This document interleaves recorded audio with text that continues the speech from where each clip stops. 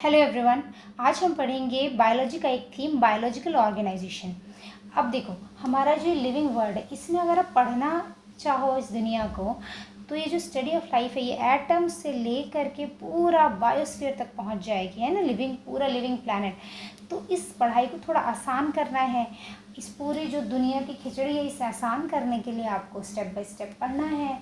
तो हमने अपनी पढ़ाई को आसान करने के लिए चीज़ों को बायोलॉजिकली ऑर्गेनाइज कर दिया एक हायरार्की ऑफ स्टेप्स में, और हमने उसे कहा बायोलॉजिकल ऑर्गेनाइजेशन। अब देखो, जैसे कुछ एटम्स मिलके मॉलिक्यूल बनाते हैं। अब मॉलिक्यूल्स मिलकर सेल ऑर्गेनेल्स बनाते हैं।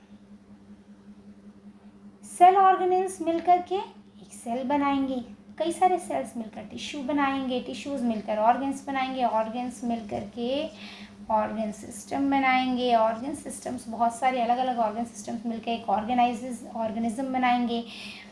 अब सेम स्पीशीज़ के ऑर्गेनिजम्स जो किसी पर्टिकुलर एरिया में रह रहे हैं और एक दूसरे के साथ इंटरब्रीड कर सकते हैं और बच्चे पैदा कर सकते हैं, वो कहलाएंगे उस जगह की, उस पर्टिकुलर स्पीशीज़ की पॉपुलेशन।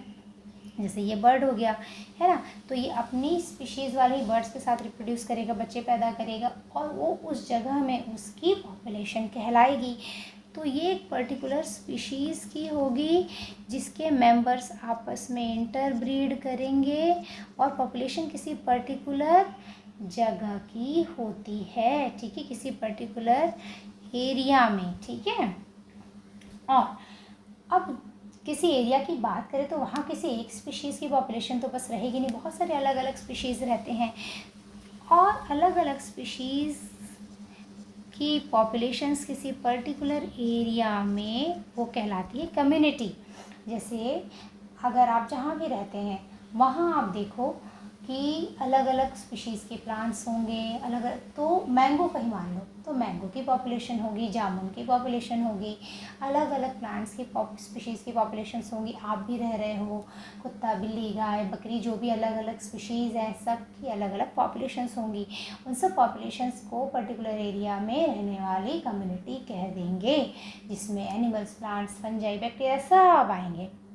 अब अगर हम किसी जगह में रहते हैं तो वहाँ हमें ज़िंदा रहने के लिए हवा चाहिए, है ना, सांस ऑक्सीजन लेनी है, तो हम नॉन लिविंग थिंग्स से इंटरेक्ट करते हैं, अबायोटिक कंपोनेंट से। हमें पीने के लिए पानी चाहिए, तो वो कहलाता है उस पर्टिकुलर एरिया का इकोसिस्टम। किसी पर्टिकुलर एरिया के बायोटिक प्लस अबायोटिक कंपोनेंट्स को मिलाकर हम कह देते हैं उस जगह का इकोसिस्टम।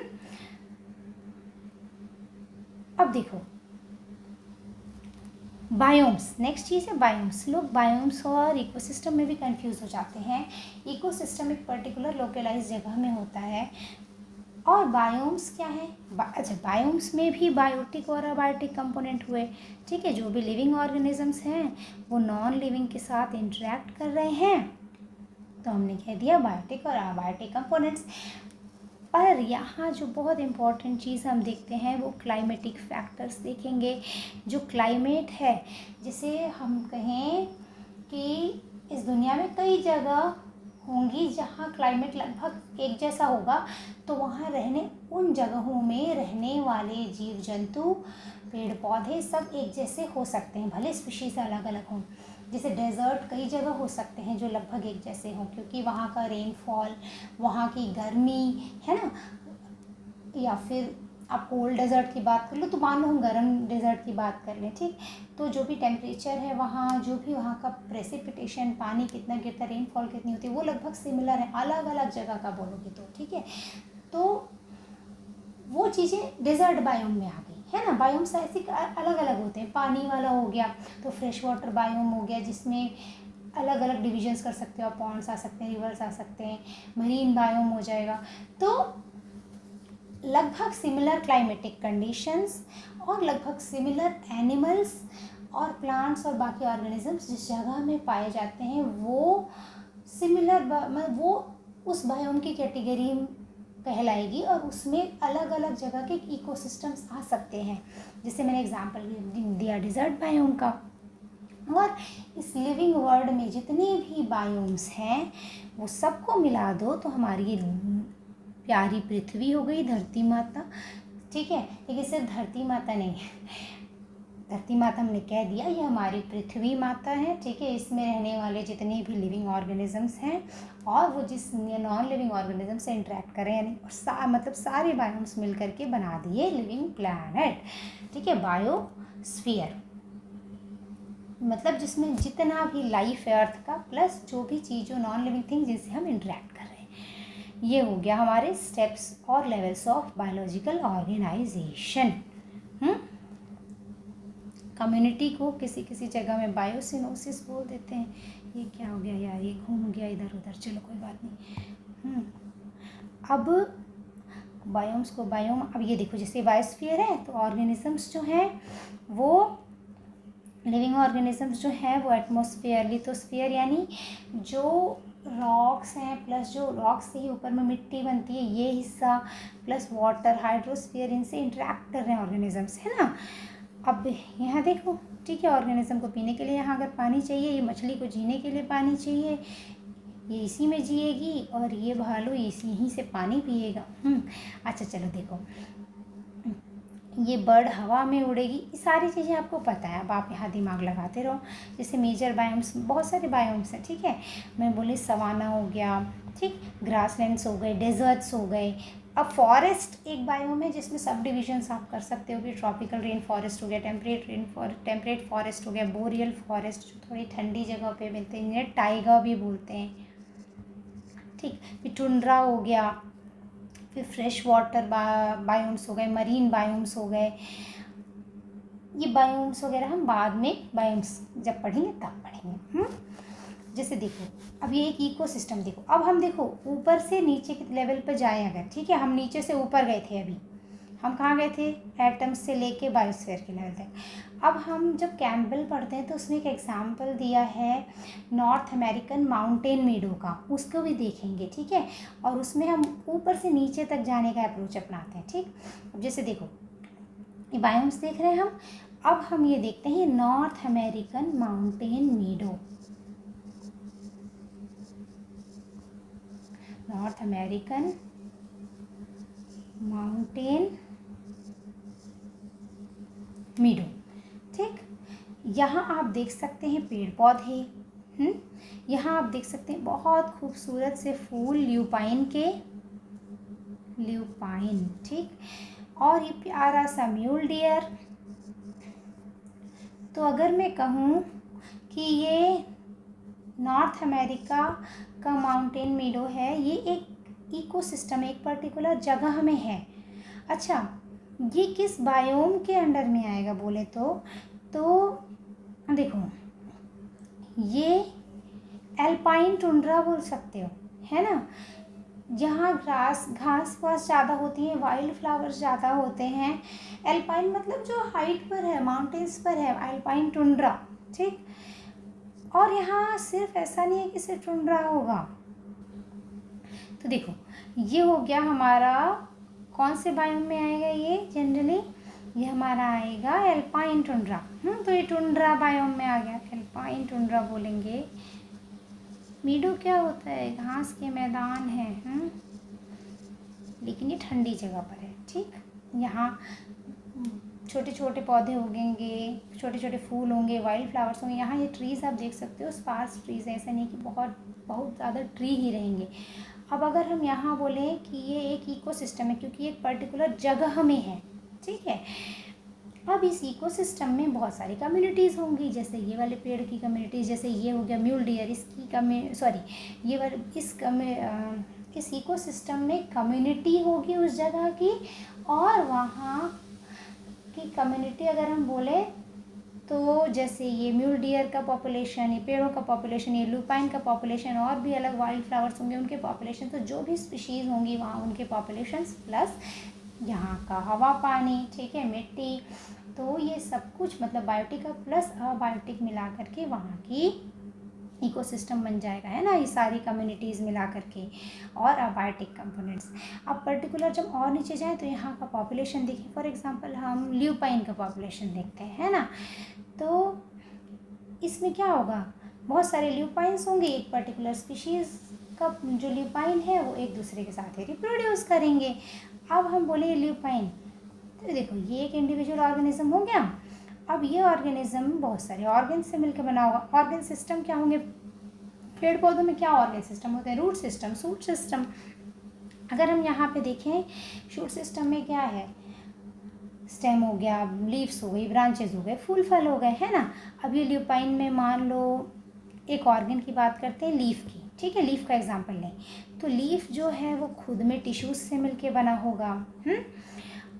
जैसे कि हम किस टिश्यू की बात करें, हम बोलते हैं कि जब हम लीफ का क्रॉस सेक्शन करते हैं तो हमें उसकी स्किन में ऊपर में हमें क्या मिलता है, डर्मल टिश्यू सिस्टम, जिसमें एपिडर्मिस आती है, ठीक है, जिसमें स्टोमेटा होते हैं जहाँ से गैसियस एक्सचेंज होता है, कार्बन डाइऑक्साइड अंदर आता है, ऑक्सीजन बाहर जाता है, डर्मल टिश्यू सिस्टम।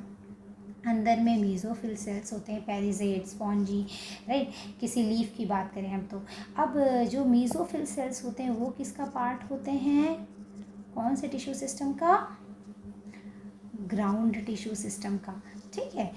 तो ये जो लीफ है वो खुद ये एक ऑर्गन है, खुद में बहुत सारे टिश्यूज से मिलकर बनी है।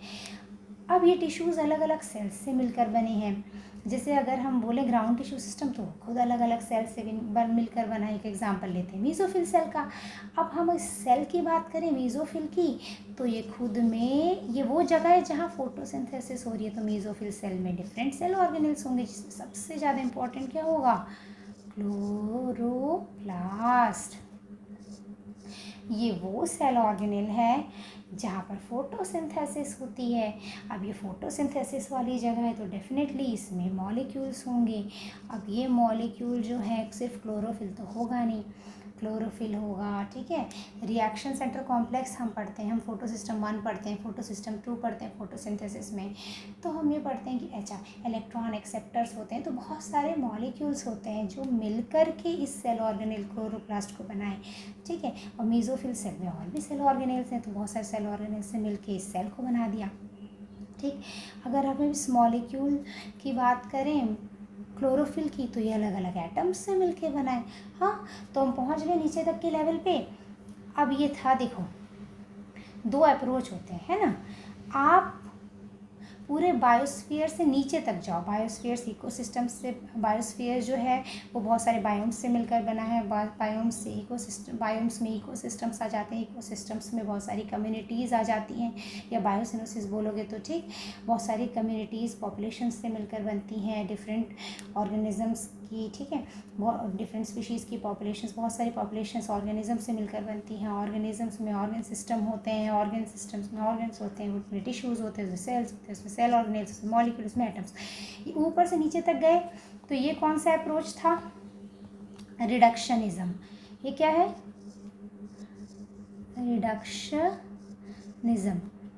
रिडक्शनिज्म। इसमें क्या है कि आप जूम इन करते गए, ठीक है, बहुत आसान सी भाषा में बोलते हैं, जूम इन किया तो जो कॉम्प्लेक्स सिस्टम था, ठीक है, उसको आप सिंपलर कंपोनेंट्स में तोड़ते गए, ठीक। तो ये आप जो कि ज़्यादा आसान है पढ़ने के लिए। अगर आप एटम से लेके पूरा ऊपर बायोस्फीयर तक गए, ऊपर तक गए, ठीक है, तो उसमें क्या हुआ, इमर्जेंट प्रॉपर्टीज़ आई अलग अलग लेवल्स पे। इमर्जेंट प्रॉपर्टीज़ जो कि नहीं मिलेंगी रिडक्शनिज्म वाले अप्रोच में। क्यों, क्योंकि आप इसमें सिंपल कंपोनेंट्स को पढ़ रहे हो। जैसे कि मैं एग्जांपल देती हूँ, J.D. वैटसन और फ्रांसिस ने डीएनए की स्टडी करी, रिडक्शनिज्म अप्रोच अपनाओ, ऊपर से नीचे तक मॉलिक्यूल तक पहुँच जाओ, डीएनए पे पहुँच जाओ, ठीक। पढ़ लिया डीएनए, और डीएनए ही था chemical basis of biological inheritance, है ना। डीएनए की बात करें तो इनहेरिटेंस का केमिकल बेसिस यही है। लेकिन क्या सिर्फ डीएनए को रख दोगे किसी टेस्ट ट्यूब में तो दूसरा ऑर्गेनिज्म बन जाएगा उस स्पीशीज़ का, नहीं, है ना। डीएनए के साथ बहुत सारे मॉलिक्यूल्स मिलेंगे तब जाके वो एक सेल ऑर्गन, तब जा कर के रिप्रोडक्शन हो पाएगा। जैसे मैं कहूँ, पहली बात तो स्ट्रक्चरल और फंक्शनल यूनिट ऑफ लाइफ क्या होता है? सेल, है ना।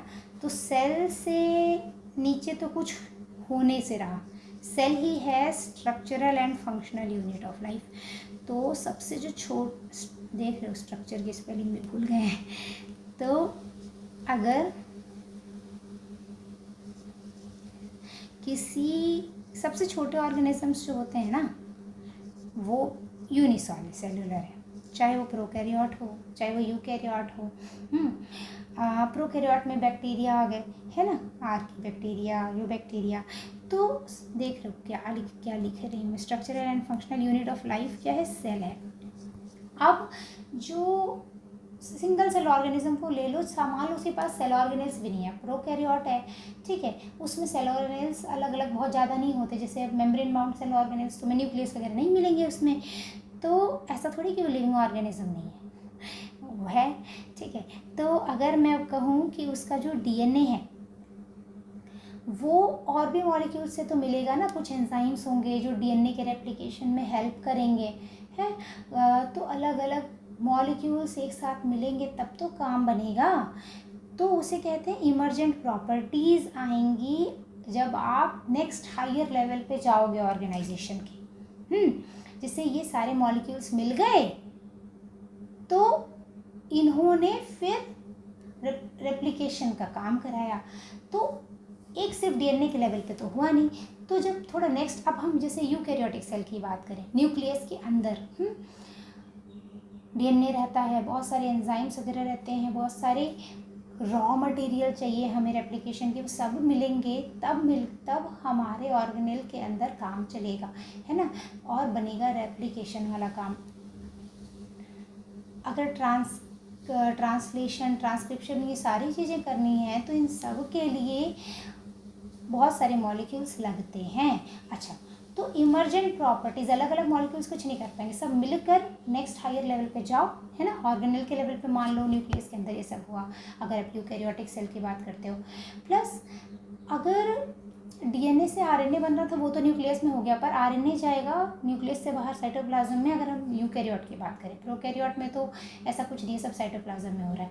अगर हम यूकैरियोट की बात करें तो जो प्रोटीन बन रहा है, ठीक, ट्रांसलेशन जो हो रहा है वो तो साइटोप्लाज्म में हो रहा है। तो सिर्फ एक सेल ऑर्गेनेल नहीं है लगा, सिर्फ न्यूक्लियस नहीं लगा, अदर सेल ऑर्गेनेल्स वगैरह भी इसमें इन्वॉल्व होंगे। अब सेल के लेवल पे जाना पड़ेगा आपको, तो सिर्फ ऑर्गेनेल लेवल पे काम नहीं बनेगा। तो अलग अलग ऑर्गेनेल्स मिलकर जो सेल बना रहे हैं उस लेवल पे काम हुआ, है ना। आप ऊपर के लेवल पे जाओगे तो नई प्रॉपर्टीज़ इमर्ज होंगी, ठीक। अब मैं कहूँ, एक एग्जांपल देती हूँ, एक ह्यूमन बीइंग है, उसको रिप्रोड्यूस करना है। तो अगर स्पर्म है तो अकेले स्पर्म में का सिर्फ डीएनए निकाल के रख दो आप टेस्ट ट्यूब में, कि रिप्रोडक्शन हो जाएगा, नया बच्चा पैदा हो जाएगा? नहीं, उस पूरे इंसान को रिप्रोड्यूस करना होगा, मीटिंग होगी उसी स्पीशीज़ के दूसरे बंदे के साथ, ठीक है। तो वो पूरा ऑर्गेनिज्म के लेवल पे होगा ना, और ऑर्गेनिज्म भी पॉपुलेशन के लेवल पे होगा, क्योंकि वो उसी पॉपुलेशन के दूसरे बंदे के साथ, या फिर चलो दूसरी जगह का पॉपुलेशन, दूसरी जगह ब्याह कर लिया, जैसे दूसरी जगह प्यार हो गया, ठीक है, लेकिन स्पीशीज़ तो वही रहेगी ना। तो उसने प्यार मोहब्बत करा, शादी ब्याह हुआ, बच्चे हुए, तो ऐसा नहीं है कि वो स्पीशीज़ के उस ऑर्गेनिज्म के, मतलब पूरा समझ लो, अगर आप उसके डीएनए से नीचे से ऊपर तक जाओ, ठीक है, डीएनए था, डीएनए सेल ऑर्गेनेल के अंदर था, ऑर्गेनेल सेल के अंदर थे, जैसे यहाँ स्पर्म की बात हो रही है, ठीक है, वो टिश्यूज़ के अंदर था, वो टेस्टिस ऑर्गन था उसके अंदर था, वो रिप्रोडक्टिव सिस्टम का हिस्सा था, फिर वो उस ऑर्गेनिज्म का हिस्सा है ना, तब जाके बात बनेगी। तो हम बोलते हैं इमर्जेंट प्रॉपर्टीज़, ठीक। अब रिडक्शनिज्म में ये इमर्जेंट प्रॉपर्टी वाला काम हो नहीं पा रहा था, तो फिर हम पढ़ते हैं सिस्टम्स बायोलॉजी। इसमें क्या है, कुछ अलग चीज़ नहीं, सिंपल सी बात है कि आप किसी बायोलॉजिकल सिस्टम को पढ़ रहे हो। सिस्टम बायोलॉजी मतलब बायोलॉजिकल सिस्टम को तो आप पढ़ रहे हो, ठीक है, लेकिन उसके साथ आप एनालाइज कर रहे हो। क्या चीज़ एनालाइज कर रहे हो? Analysing interactions among its parts. Interactions among its parts. ठीक है, अब आप किसी भी सिस्टम को ले लो, चाहे वो एक छोटा सा मीजोफिल सेल ही हो लीफ का, वो भी एक सिस्टम कहला सकता है कि आप उस सिस्टम के अंदर, उस मीजोफिल सेल के अंदर जो वो है सेल ऑर्गेनेल्स हैं डिफरेंट, ठीक है, जैसे क्लोरोप्लास्ट हो गया, उस क्लोरोप्लास्ट के अंदर जो मॉलिक्यूल्स हैं वो क्या है, कैसे इंटरेक्ट कर रहे हैं, क्या नेटवर्क चल रहा है मॉलिक्यूल्स के अंदर, क्या मेटाबॉलिज्म हो रहा है। ठीक, जैसे अगर सिर्फ क्लोरोफिल की बात करें तो क्लोरोफिल नहीं होगा, रिएक्शन सेंटर कॉम्प्लेक्स होता है पूरा। ठीक है, लाइट हार्वेस्टिंग होती है, लाइट हार्वेस्टिंग कॉम्प्लेक्स वगैरह हम सब पढ़ते हैं, बहुत सारे एंजाइम्स इन्वॉल्व होते हैं, वो सारी चीज़ें कैसे इंटरेक्ट कर रही हैं, तब जाके कैसे वो सेल फोटोसिंथेसिस करा पा रहा है। तो जब पार्ट्स इंटरेक्ट करते हैं ना आपस में, तब जाके काम बनता है, वो इंटरेक्शंस हम पढ़ते हैं सिस्टम्स बायोलॉजी के अंदर। ठीक है, अब ऐसा नहीं है कि हम इसमें सिर्फ बायोलॉजी को पढ़ ले, बायोलॉजी को पढ़ने के लिए हमें डेटा भी चाहिए, कंप्यूटर वगैरह। ठीक है, हम कैसे मैथमेटिक्स लगाते हैं, कैलकुलेशन करते हैं कि क्या क्या रिएक्शंस हो रही हैं, क्या क्या चीज़ें हो रही हैं, क्या क्या डेटा आ रहा है, मतलब कि इंटरडिसिप्लिनरी अप्रोच है ना, वो आता है सिस्टम्स बायोलॉजी के अंदर, इंटरडिसिप्लिनरी अप्रोच है। ठीक, अच्छा, ये सिस्टम का एग्जांपल एक छोटा सा सेल भी हो सकता है और पूरा बायोस्फीयर भी हो सकता है। जैसे मान लो और अलग अलग क्वेश्चन उठ सकते हैं। ठीक, जैसे हम कहें कि कार्बन डाइऑक्साइड के बढ़ जाने से या फिर ग्रीन हाउस गैसेस के बढ़ जाने से क्या इफेक्ट पड़ेगा इस पूरी दुनिया में, पूरे बायोस्फीयर पे क्या इफेक्ट पड़ जाएगा। ये सारी चीज़ें, नए नए क्वेश्चंस उठेंगे अगर हम इस सिस्टम्स बायोलॉजी को पढ़ते हैं। अच्छा, ये छोटा सा सेल से लेकर के आप पूरे इकोसिस्टम तक को पढ़ सकते हो, पूरे बायोस्फीयर तक को पढ़ सकते हो इस सिस्टम्स बायोलॉजी में। आपके ऊपर डिपेंड करेगा कि वो आप किस चीज़ को सिस्टम मान रहे हो। ओके, जैसे अगर एक एग्जांपल दूँ कि नए नए क्वेश्चन कैसे उठते हैं, कि अगर मैं बोलूँ कि हमारी बॉडी में स्लीप और वेक साइकिल 24 आवर साइकेडियन रिदम जो होता है, उसमें जो मॉलिकुलर इंटरेक्शंस का क्या रोल है, हम पढ़ते हैं ना सिस्टम बायोलॉजी में इंटरेक्शंस, तो मॉलिकुलर इंटरेक्शंस का क्या रोल है, तो बहुत सारे मॉलिक्यूल्स इन्वॉल्व होते हैं। For example sleep hormone melatonin, wakefulness का हार्मोन कॉर्टिसोल, बस यही दोनों नहीं है, बहुत सारी चीज़ें इन्वॉल्व है ना। तो ये सब चीज़ें एग्जाम्पल्स हो गई। अब एक और चीज़ हम पढ़ते हैं, जब हम ये पढ़ते हैं, कौन सा थीम, ऑर्गेनाइजेशन। मैंने पहले आपको बताया था कि structure meets function at each and every level of biological organisation. तो जैसे प्यारी सी सुंदर सी हमिंग बर्ड, जानते हो जो होम्योथर्मिक एनिमल्स होते हैं उनमें जो सबसे ज़्यादा मेटाबॉलिक रेट होता है, ऐसी खूबसूरत ऑर्गेनिज्म का होता है हमिंग बर्ड। ये इसका एक स्ट्रक्चर बताती हूँ जो इसके फंक्शन को मीट करेगा। इसके जो शोल्डर जॉइंट होता है वो बॉल एंड सॉकेट होता है, यही एक इकलौती चिड़िया है, बॉल एंड सॉकेट जॉइंट, इकलौता बर्ड जिसके शोल्डर में बॉल एंड सॉकेट जॉइंट है, वो यही है, जिसकी वजह से, जिससे देखो आप अपने हाथ को घुमाओ है ना, 180 डिग्री रोटेशन कर लोगे, तो वही हाल इसका है, ये अपने विंग्स को 180 डिग्री तक रोटेट कर सकती है, पूरा बाकी बर्ड्स नहीं कर सकते, है ना। ये इकलौती चिड़िया है जो आगे तो उड़ सकती है, पीछे भी उड़ सकती है। This bird can fly backwards, in fact it can fly upside down also. ये सब इसके स्ट्रक्चर की वजह से, जो ये इस फंक्शन को कर पा रही है कि पीछे भी उड़ पा रही है, ऊपर से नीचे उड़ पा रही है, दाएं से बाएं उड़ पा रही है, इनफैक्ट इसका जो ये विंग्स का स्ट्रक्चर है इसकी वजह से ये फिगर 8 का पैटर्न में अपने विंग्स को फैला रही है, फड़फड़ा रही है ना, जो ये ऐसा नहीं कि बस ऊपर नीचे कर दिया, ये हॉरिजॉन्टल डायरेक्शन में फिगर 8 पैटर्न बनाते हैं ये अपने विंग्स से, जिसकी वजह से ये एक जगह में हावरिंग कर पाते हैं।